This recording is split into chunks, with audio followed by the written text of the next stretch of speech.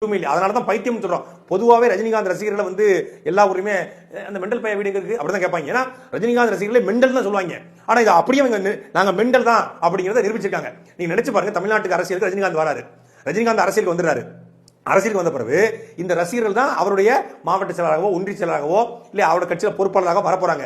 இவங்க எல்லாம் அரசியலுக்கு வந்தா அரசியல் என்ன ஆகும்? கேடு கட்டு கேவலப்பட்டு போயிடும். இப்ப தெரியுதா ரஜினிகாந்த் ஏன் தமிழறிவி மணியனையும் ஏன் அந்த அர்ஜுனமூர்த்தியும் தலைமை ஒருங்கிணைப்பாளரா கட்சியின் பொறுப்பாளரா போட்டாரு? ரஜினிகாந்த் ரசிகர்களுக்கு பொறுப்பு கொடுக்கணும். இப்ப தெரியுதா பைத்தியங்களுக்கு எவன் பொறுப்பு கொடுப்பான்?